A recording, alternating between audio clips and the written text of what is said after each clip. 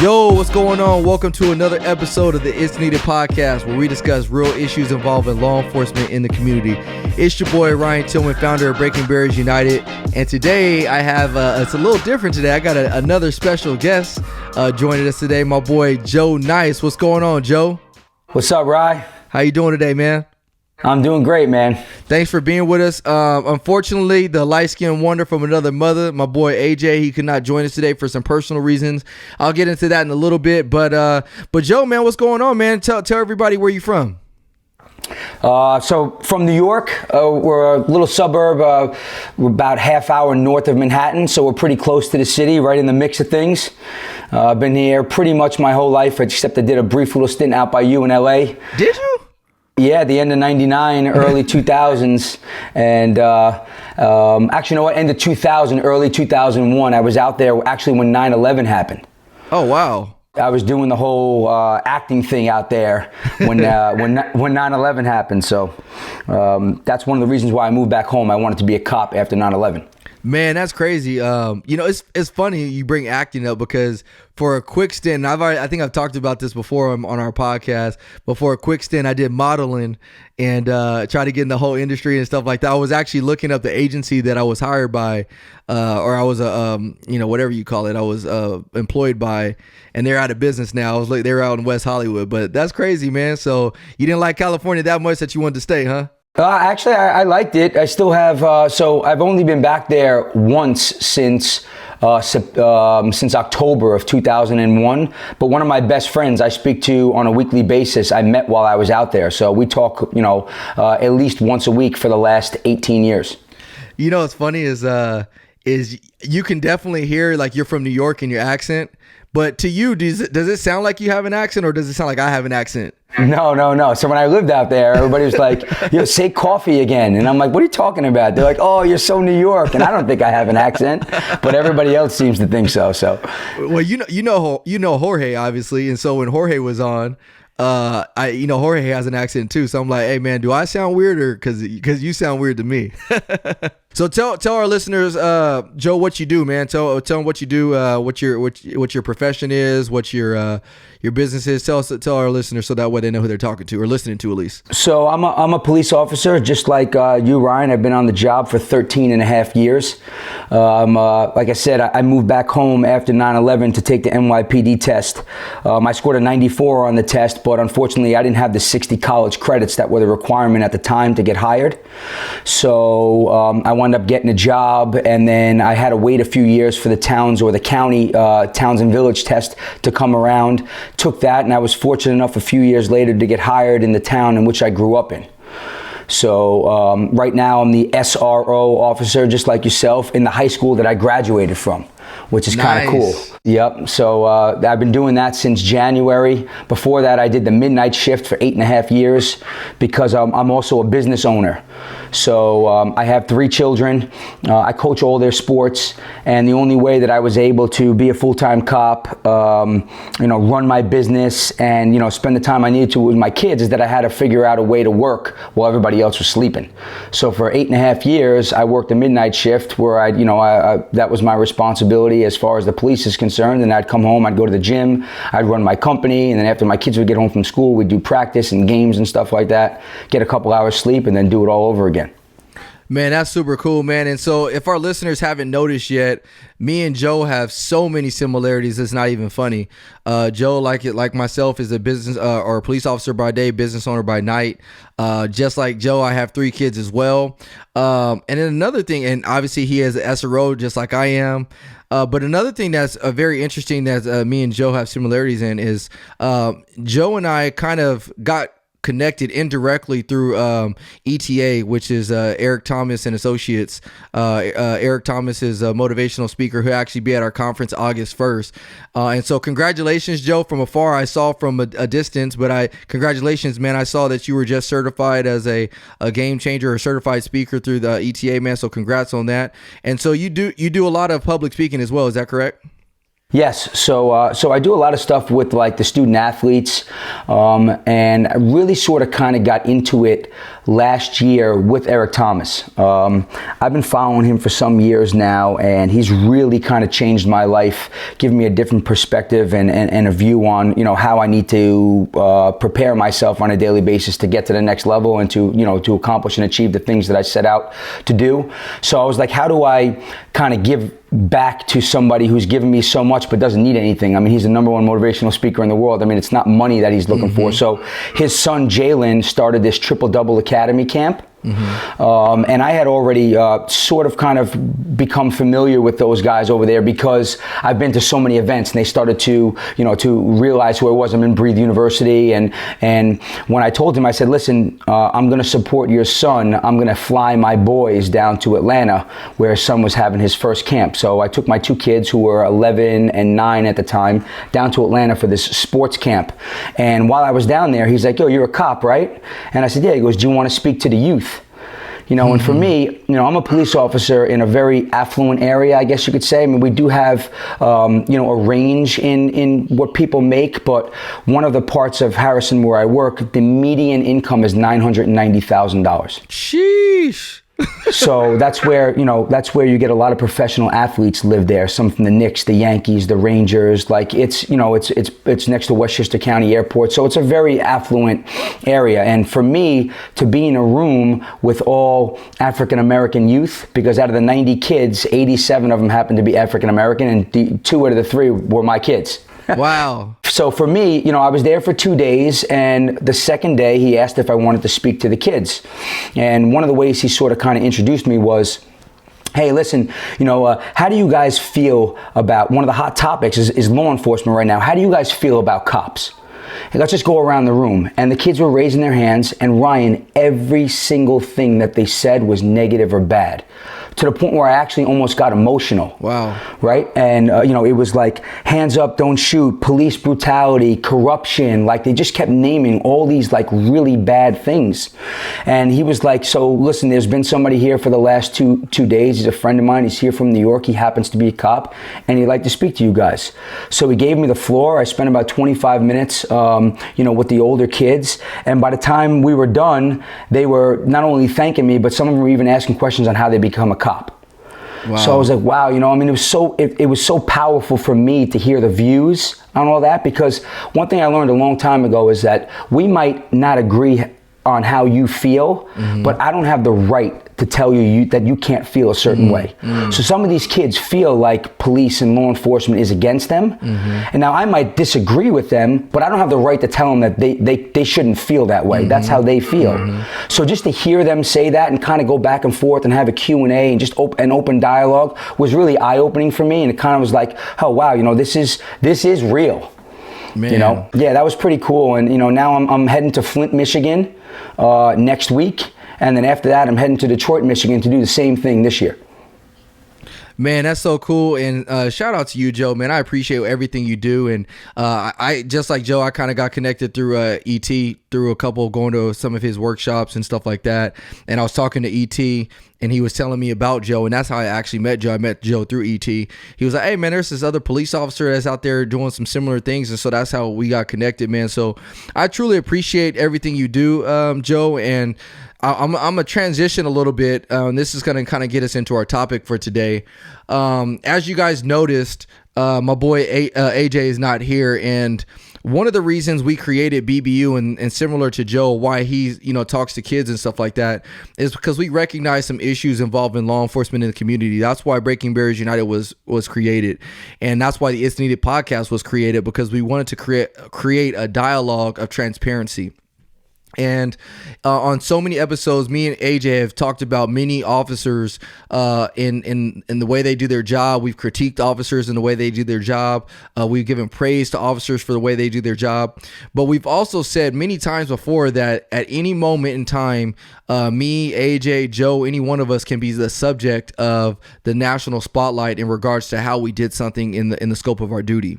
And so recently, a couple days ago, my buddy AJ, AJ was actually in a situation, a regular call for service in the neighborhood that he patrols, and he actually had to use force on somebody.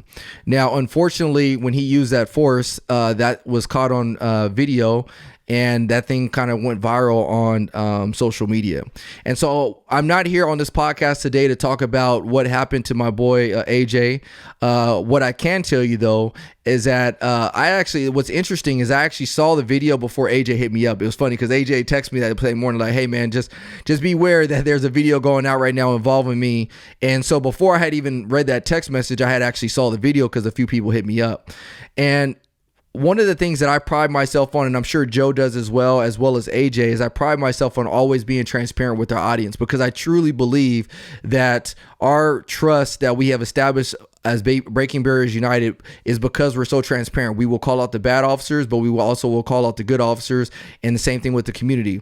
And so when I saw that video, it actually looks bad. It looks bad, but at the same time, because I'm an officer, because I've been in situations, I know that there's always more to the story. And so I talked to AJ soon after that, and AJ is in good spirits. AJ, I can tell you just based on the limited information that I hear, AJ, it sounds like he was totally in the right. And there is more to that video. And a lot of what viewers don't understand is I think AJ did have some body camera footage that was on. Now, don't quote me on this because I don't know the whole story, but I do know that I believe that he had some body camera footage. And so without addressing the situation, the specific situations, the only thing that I could ask of our listeners of this podcast today is that you guys would take the trust that we built up as an organization, which is Breaking Barriers United and It's Needed, and know that AJ's heart during that situation, that if you guys have seen the video, it was the same heart that he always has when we do this podcast. And a lot of times, and Joe, and you can speak on this in a second, but a lot of times people forget that the job that we do as police officers is not always as kosher as people think. As much as I love dancing with kids at my school, as much as I love playing football with kids at the people at my school, as much as I love giving presentations to kids across the country for Breaking Barriers United, you guys got to realize is that police work is not always just that stuff. In actuality, police work is to fight crime, take bad guys to jail, keep people safe. And so when we're out there trying to keep you safe at night, there's a lot of things that we have to do in order to maintain that safe and peace. And that also means using force. And so when you start making assumptions and you start to automatically think that now, AJ is this bad guy because you saw a 13-second video of him using force on somebody, it's not fair to him, because there's a lot more that goes into that situation. And we always tell you, this is me standing by the words that we always preach, is judge the whole situation before you make your assumption. And so for some of you guys to cast stones at my brother, because AJ is my brother, I don't believe is right. And the reason I can stand here and tell you guys and stand true on that is because if somebody casts judgment on me without knowing the whole circumstances, it would make me feel terrible. And so without going on a big old rant about that, I did want to address the white elephant in the room, because it has been asked, hey, what's going on with this video involving AJ? AJ is the same dude today, yesterday, and as he will be tomorrow. He is a good-hearted guy, and there is more to that video that's out there than you guys know. So we will address the specifics. And the last thing I'll say too, before I turn it over to you, because I want to know your opinion on this, Joe, one of the things you guys got to understand is that anytime an officer uses force, it goes into an investigation. And so as much as I would love to be transparent and talk about the details of that situation with you today, I actually AJ wanted to be on this podcast today. AJ didn't, AJ didn't just say, hey, no, I'm not going to not participate. He wanted to be on this podcast, but I, as a brother, and, recommended to him, like, hey, man, just take some time to yourself. You got to realize that there's an investigation that goes on, because the department has a job to do to make sure that everything that officer did in the scope of his duty was right. And so when that is happening, you can't necessarily speak about specific details until the case is over.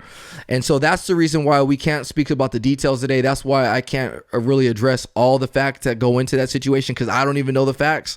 All I do know is that AJ was okay, AJ will be fine, and that the work that he did leading up to that event is not tarnished. In fact, it actually stands more true today than it will ever be, because he established relationships with people in that community before this situation happened. So, Joe, man, tell me a little bit about how you feel when it comes to how people judge you as being a police officer, and not just a police officer, but a white police officer in today's day and age. Like you just hit on it a little bit. Like a lot of times, the videos that get put out there, whether it's from somebody's cell phone or a camera or news, like it's only showing one side. And because law enforcement side is kind of bound by like your department's rules and regulations, and there is investigations that go on and they can't release that stuff, unfortunately the videos that get put out there paint a certain picture, and you're actually like stuck like defending yourself. Like, and I'm sure in this case, you know, if AJ was in the right, which it seems like, you know, according to his department, he might have been, and he's got evidence and footage to prove that, like, he has to defend himself now because there's a video out there that shows a piece of the incident, and it's basically painting a picture that's not true to actually what happened. So, you know, that's partly the media's fault a lot of times, because they're so rushed to get the story out there. You know, they just put out whatever they have at first, and I think that has a huge part in why there's so much at times strife between communities and policing, because only the bad always gets out there, and especially first. So, you know, and it's hard in a town where I work that's predominantly white, you know, but we do have, you know, Latinos and you know, and African Americans and people of, you know, ethnic descents that, you know, they look at you sometimes as that white cop who's always looking to, you know, to jam them up, you know, as opposed to, you know, having trust in the person behind the badge and allowing you to do your job. They look at you right away and they think that you're bad. So sometimes it's really frustrating, you know, when you think of stuff like that. But if you look at yourself in the mirror and you know the type of person that you are, you know, and it's part of the, you know, it comes with the job. You know, it unfortunately in today's society, it's part of the job, and it's part of the burden that you have to bear as being a police officer. Well, that's what I was going to ask you too, Joe, is do you feel that being a white officer that people automatically judge you without actually getting to know you in today's day and age? I think it more happens, unfortunately, with the ethnic, you know, population. Like there have been times where, you know, so I worked a midnight shift for 8.5 years. And, you know, there are times at 2:30 in the morning, there's nothing open where I'm working. Like, there's no stores. Mm-hmm. It's a very suburban area. And I see people walking at 2:30, 3 o'clock in the morning. And I'll ask them if they want to ride, because no, people normally aren't walking at 2:30, 3 o'clock in the morning. Oh, did something happen? Can I give you a ride? And there'll be a few times, you know, in the past, I think like 2 years, that the person who was walking happened to be black. Mm-hmm. And I would pull up like I normally would and say, hey, you know, how you doing, ma'am? Can I give you a ride? And like they would just go completely off. Like, I'm not doing anything. I'm not breaking the law. And I'm like, I never said that you were breaking the law. I asked you if you wanted a ride. It's like, oh, is that what you do? You give people rides? And so, like, as soon as they saw me, white cop in the cop car talking to them, they right away thought that I was approaching them as if they were doing something wrong. And you know, the reason I asked that is because I know personally that, and as a black man first, and then you attach police officer to that sometimes the way, you know, African Americans or minorities in general may feel that, hey, you know, I'm being racially profiled. Unfortunately, members of the community profile officers, you know, without actually knowing them. You know what I mean? For example, because you're a white officer and the history behind, you know, law enforcement and where some of the bad, you know, stuff has happened, where the racist stuff that happened during the civil rights movement and stuff like that. I understand all that stuff. But at the same time, you're actually stereotyped because you're a white officer. And so if I'm a minority and I see you as a white officer, I automatically assume that you're a racist cop when I don't even know you. And the reason that's so important is because I know you as Joe. I know you as Joe first, and Joe is a good dude. Joe Nyce, you know what I mean?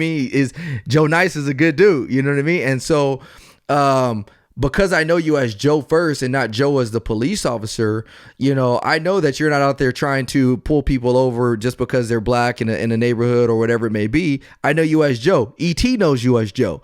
You know what I mean? But unfortunately, there's other minorities out there that don't necessarily know you as Joe. They just know you as a police officer that happens to be white. And now you probably fit the mantra that you're probably out racial profiling people. And that kind of goes back to this whole situation that we have today. I was so passionate about getting on this podcast today for several reasons. Obviously, one, because I am coming to the defense of my buddy AJ, because I know AJ's heart. I know AJ is a Christian man. I know AJ is a good man, and I know that the video I watched, you know, I've been in that situation. Prime example, there was a situation probably about 2 or 3 years ago. I actually got made fun of at my department, but there was this white lady. She threw a full beer can at me, like it was full. It was freaking, and it hit me right in my freaking head.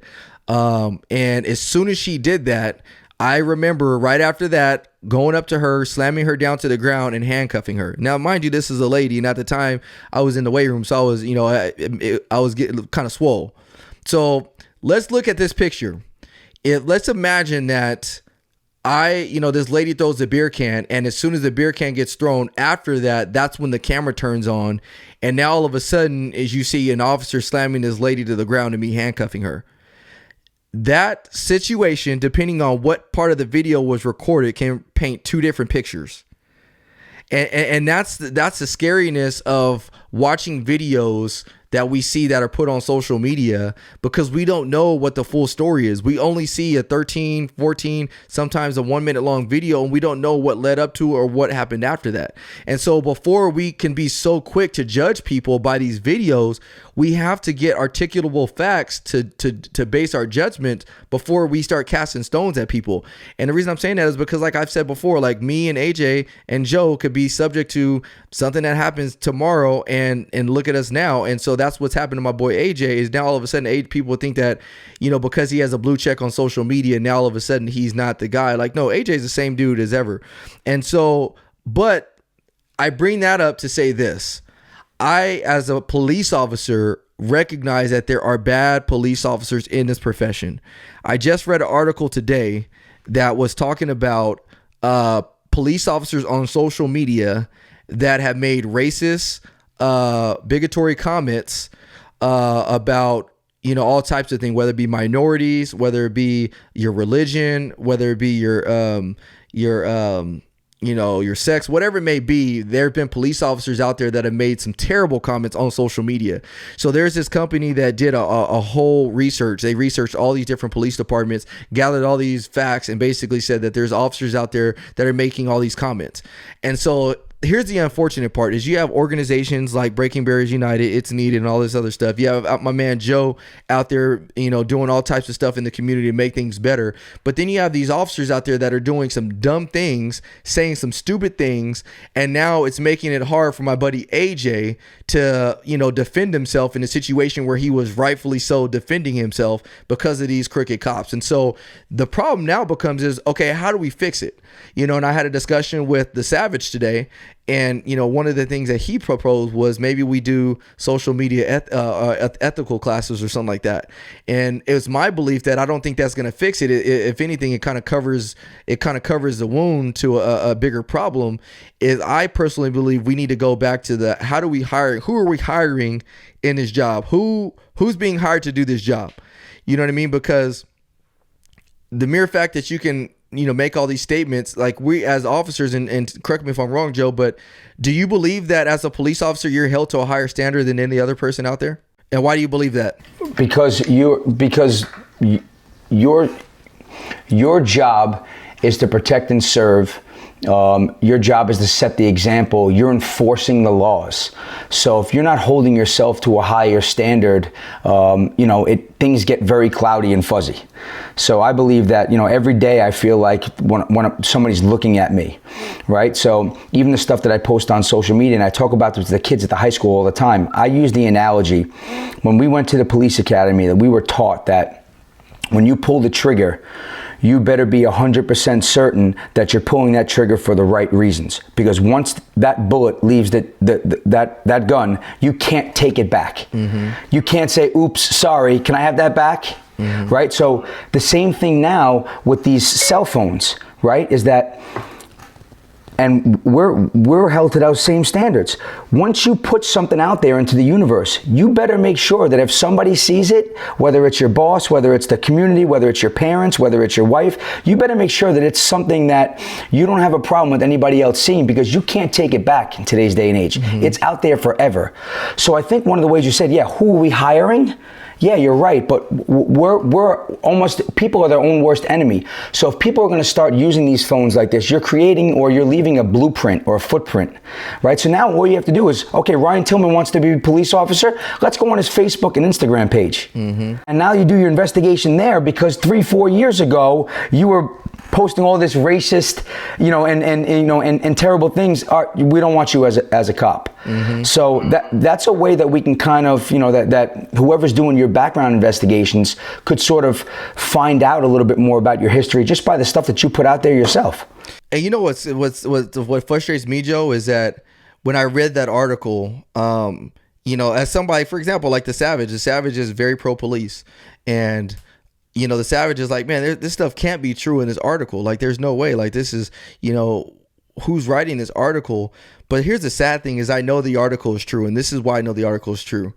Unfortunately, there will be times where I make a post on social media about police work or, an opinion on this. And sometimes, man, I get more criticism from police officers than I do from members of the community.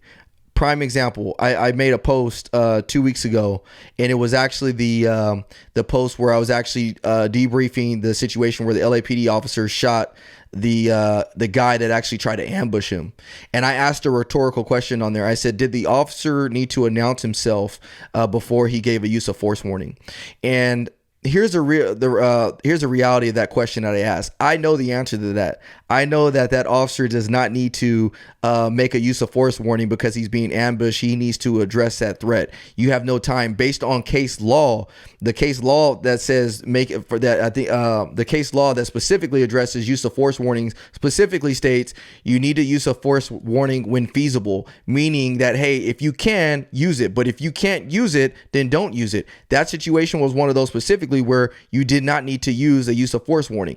But the unfortunate part about that video, Joe, is that I had people light me up on social media talking about, of course you need to make a use of force warning or this or that, like basically bad mouthing me without realizing, one, that it was a rhetorical question, two, not acknowledging that, hey, you know what, this officer actually knows what he's talking about. Three is like, why are you saying some of the way they were posing these or making these statements and the things that they were saying?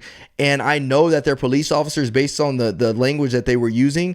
It just baffles me to know that there are people within law enforcement still that when you see officers out there trying to do the right thing, knowing that they're trying to do the right thing, you still will badmouth them. The reason I pose that rhetorical question is because there are members of the community that were actually trying to bash the officer for shooting that guy who was rightfully shot, but they were trying to bash him saying, hey, that guy didn't deserve this and this and that. I know what that officer needed to do to make it home. But unfortunately, there's members of the community that don't understand that, which is why I pose that rhetorical question for people that are watching that video that may not be a police officer and may not know how we're supposed to do our job. And so that's the unfortunate part, is that's how I know that when I read that article about police officers making statements out there that are racist and all this other nonsense are true, because if they can do it to me, then I know they can do it to anybody else. Listen, sometimes when you post something on social media with good intentions, it always winds up turning bad. Like I posted something once on my Facebook page, and I kind of got off Facebook because it's so negative. But I posted something about Jussie Smollett, I made a comment that he was like an idiot, and it went insane. There was like 70 comments. People were fighting over it, and I was like, you know what? I'm not even gonna put that into the universe anymore, because that's not what I'm about, and that's not what I was trying to do. But that particular incident got me angry inside as a police officer, because everybody's looking to badmouth law enforcement all the time. Then you have somebody who does something like that and makes it worse. Especially when it comes to race, because as a white cop, you're trying to fight all these stereotypes all the time. And then when you have people making stuff up like that, it only makes it harder. I mean, for me, I'm in a unique situation because I have a gay brother, and my sister is marrying her fiance is African American. So I see this stuff from all different angles. So when people say that stuff to me all the time, like oh, you're a racist, I said, my brother-in-law is black. No, you're wrong. And they don't even know who I am. Mm-hmm. So, it gets frustrating sometimes, but again, it's like what you put out there sometimes with good intentions, it turns really bad. And sometimes cops are at the forefront of that. And that's what I would ask all of our listeners and viewers is share the content that we have. And I'm not telling you guys to share it because I just want our message to be out there. I really believe that if you guys listen to this podcast, if you guys, attend our events, you guys will really get to see the hearts that we have, meaning me, Joe, AJ, all of us, because it truly is about doing the right thing. One of the things that I think is very cool is that there are a lot of people that if a situation happens in the community with involving law enforcement that may be some type of believed to be unjustified use of force, they come to Breaking Barriers United and they ask for my opinion on it. So first of all, I want to thank you guys for coming to me that as a trusted source to deliver that information. But at the same time, I would ask that you guys would do that for all the other officers, because let's just say this trusted officer that's delivering you guys this information right now, let's say I'm the one that has a video that goes viral tomorrow of me using some force on somebody and nobody knows the situation. You cannot judge a person based on 13 seconds of film without knowing the backstory. 13 seconds of film does not showcase a person's heart. You guys know I'm the first person to call out a crooked cop. We've actually posted crooked cops on our Instagram feed. I've showed officers, slapping somebody unjustifiable. I've actually showed officers spitting on people. You name it. I don't mind doing it.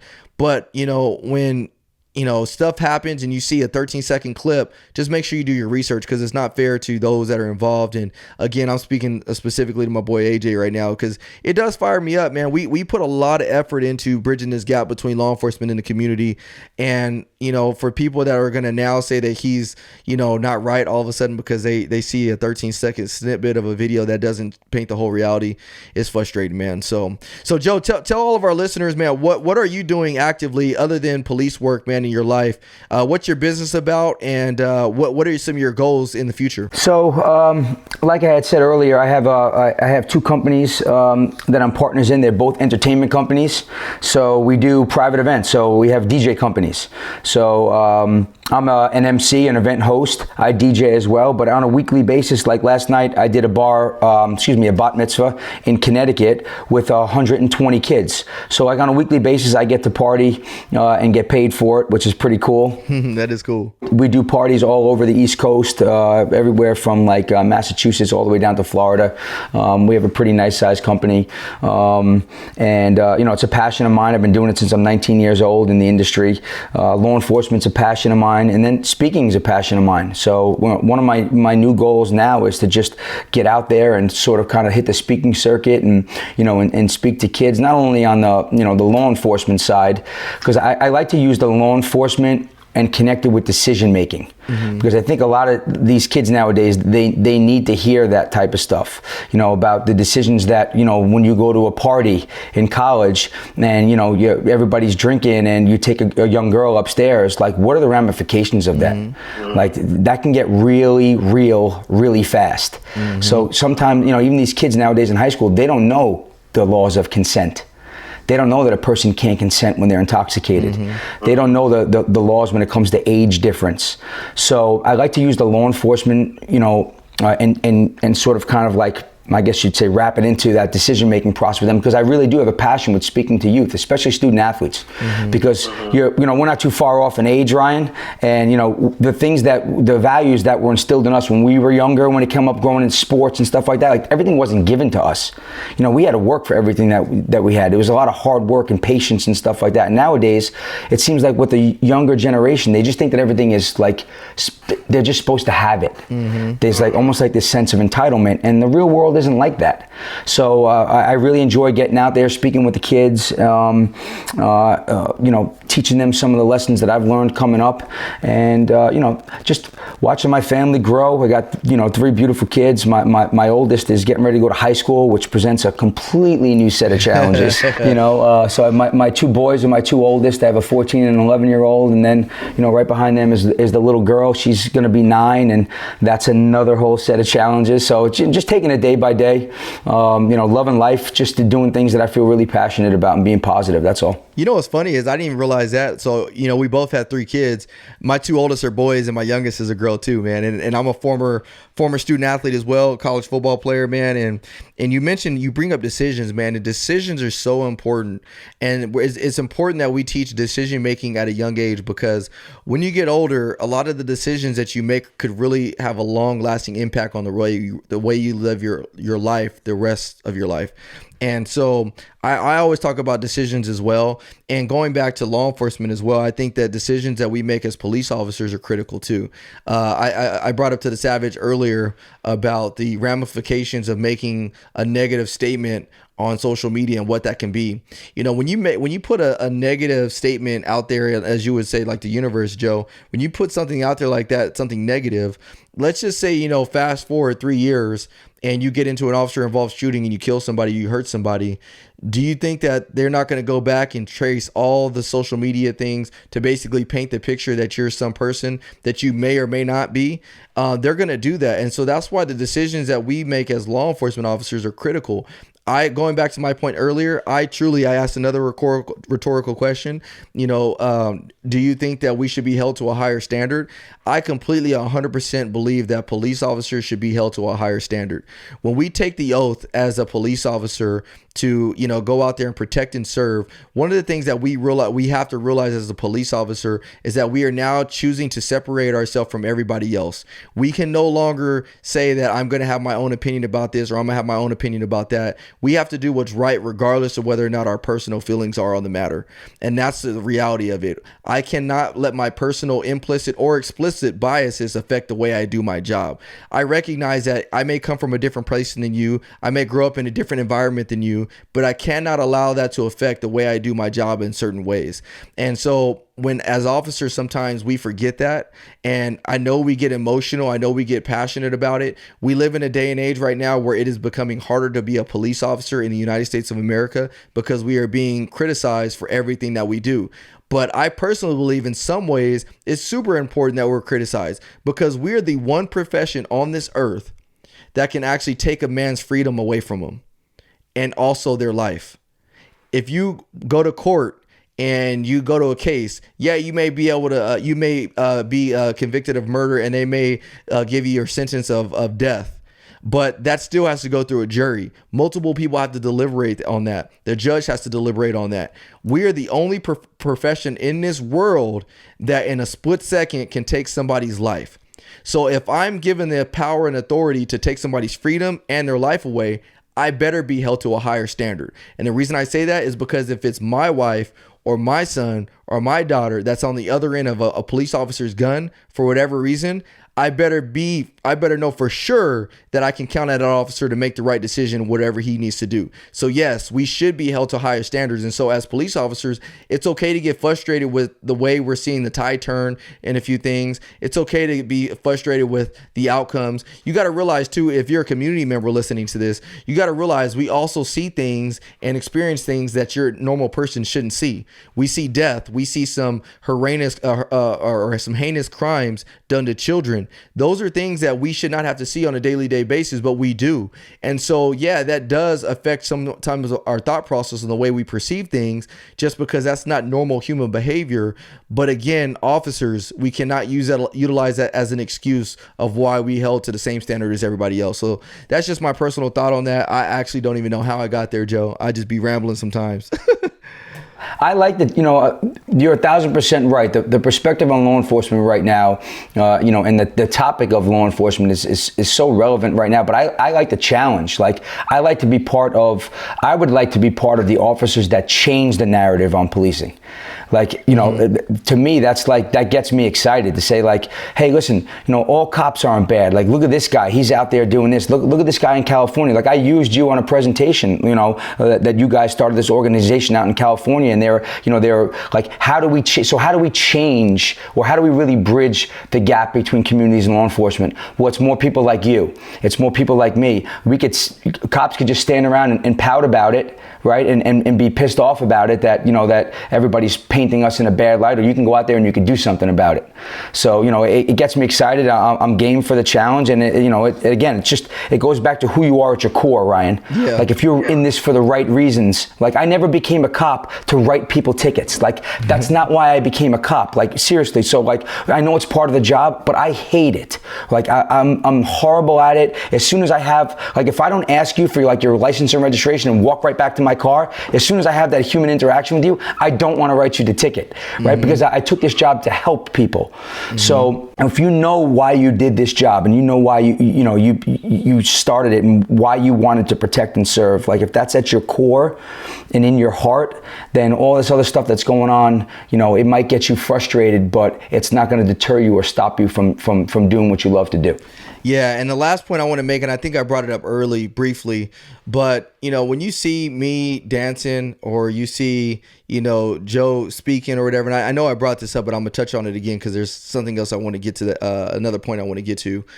You can't be fooled to think that that's what police work should look like.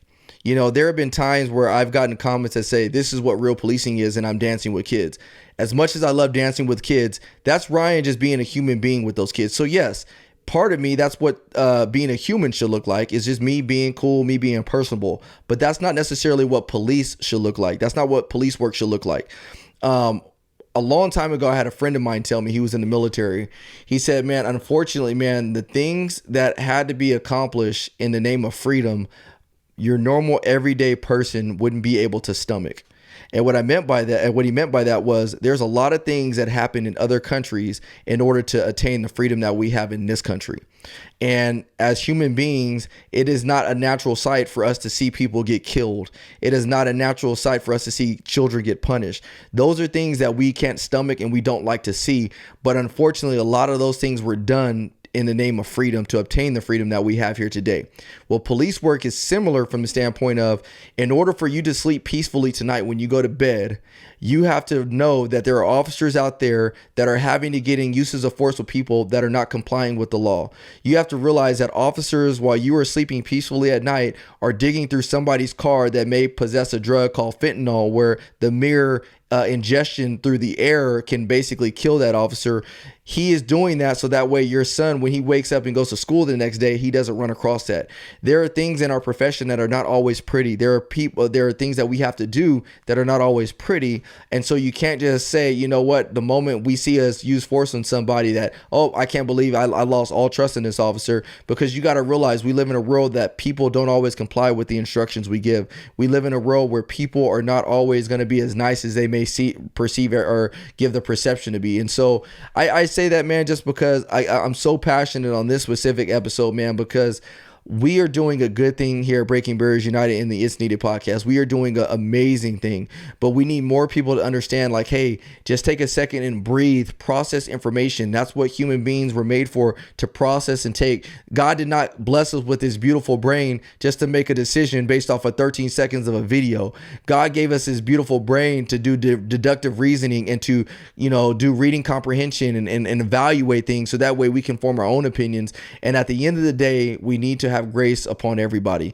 That's officers and civilians included. I say that because officers, we need to extend grace to people that don't deserve it in the community, but community members, you need to extend grace to officers, even though they may not deserve it as well, because we're all human beings at the end of the day. So, man, this has been a great conversation, Joe. Man, we still got to meet in person, man. So what's on the agenda? What's coming up? I know you said you got some events that you got going on pretty soon. Yeah, so I'm going to Flint, Michigan on the 17th of June. I'm speaking out there in Flint, and then the following week I'm speaking in Detroit, and then I'm trying like heck to get out to you in Cali on August 1st. I just got to get I don't have an event on the 1st. I have one on the 2nd, so I got to come right back. But I'm trying to get the kitchen pass from the wife to take the flight out there in the morning, come hang with you guys for a little bit, and then get back on the red eye and get back home. Man, that would be so cool, Joe. Man, we would love to have you out here. It's going to be a phenomenal event. Obviously, we know ET is going to be speaking that afternoon, and then one of my other mentors, Gordon Graham, will be speaking that morning. If you're listening to this podcast, if you want to go to this event, just go to our website and DM me. If you truly want to go to this conference and you think it's too expensive, DM me. We will try to make it work for you. I'm in the gift of giving. I think the message is more valuable than the price of a ticket, and so let's try to see how we can make a way to get you there.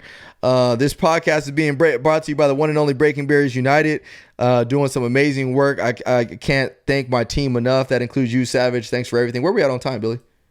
44. Cool. We had a short episode. It's a little bit shorter, but man, I don't know. I mean, I'm just at a loss of words right now, man, with the way where we're at as a society, man. I know we can move forward.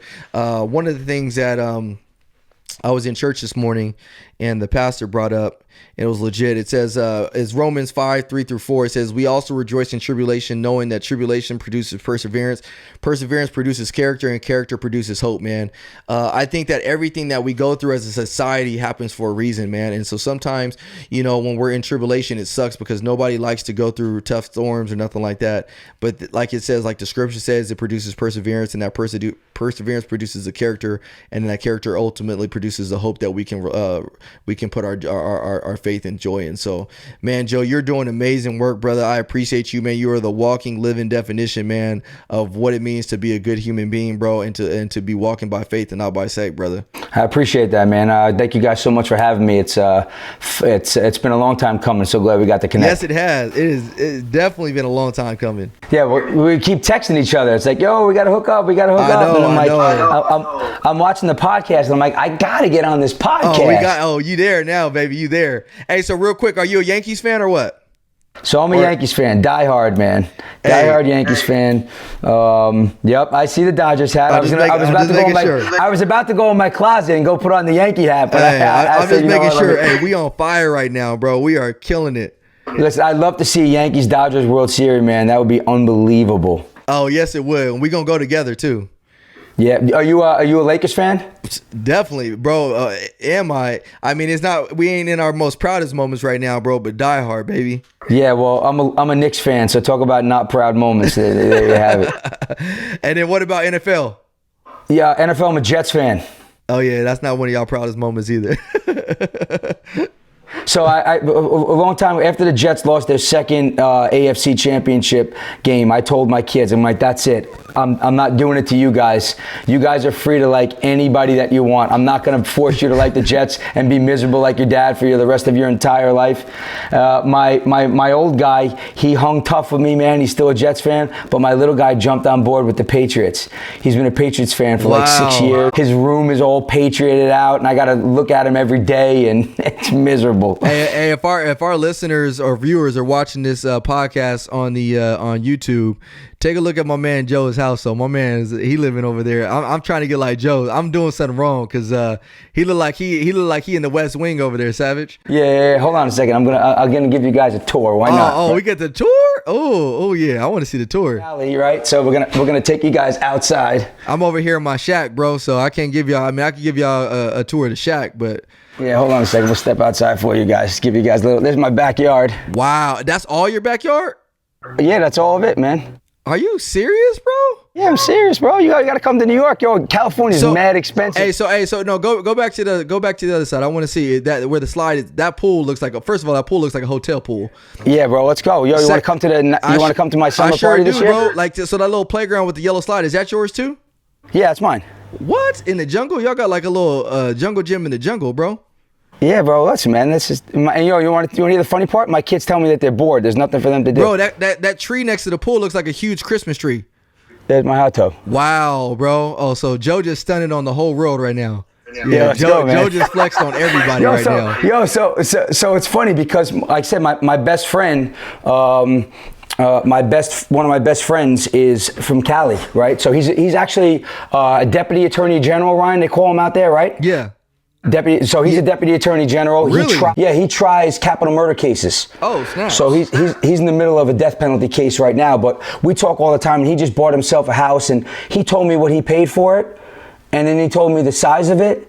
And I'm like, yo, you got to get out of California, man. That is just crazy. Hey, one thing is for sure, man. You ain't never lying on that, bro. That's why I live in this little shack right here, bro. This room that I film in, bro, I got the master bedroom, my kid's bedroom, all in the same room, bro. It's about like 300 square feet, bro.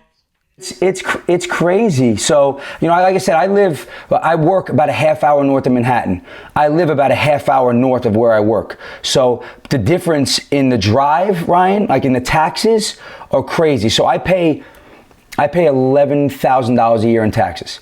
My house in the town that I work in would be like 40 grand a year in taxes. That's ridiculous. It's crazy, man. Well, so I drove up the line because I wanted to give my kids like stuff that I wouldn't normally have if I stayed where I worked. Well, so I do the commute every day. Well, I know one thing's for sure is the Tillman family and the Savage family. We coming to visit Joe. We gonna go stay at Casa de Joe.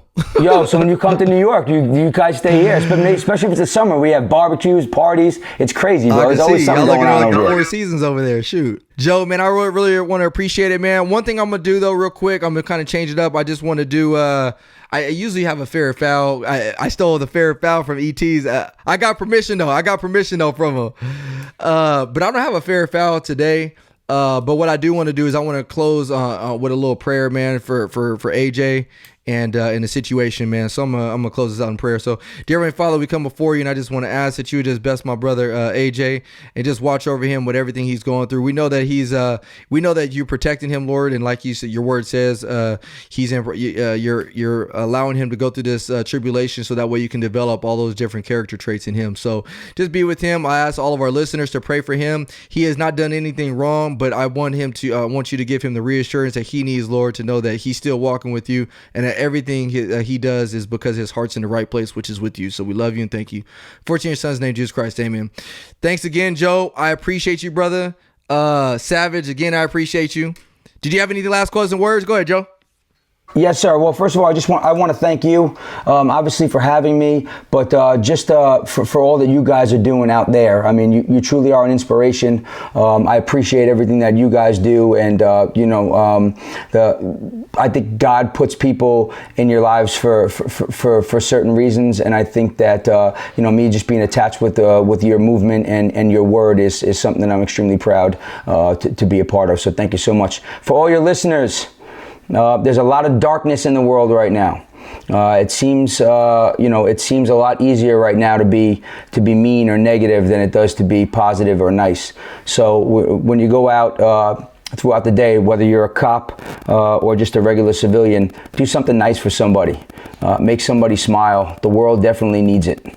Joe, man, we appreciate you, bro. We family, man. We definitely family, and so we need people on the East Coast, West Coast, Central, wherever you're at, Mountain West, to like Joe said, yeah, West Coast, West. Well, me and Joe got the Biggie Tupac rival going on right now, but yeah, well, like he said, we need people to just go out there and do nice things. Joe, I definitely look forward to connecting with you, man. I know we will share the stage very, very soon here, man. We're gonna go out there, tear it up. Keep being you, man. Keep being the best version of you, man, and love you, man. Appreciate you coming on this podcast, dog, and we will see y'all in a couple weeks. Thanks.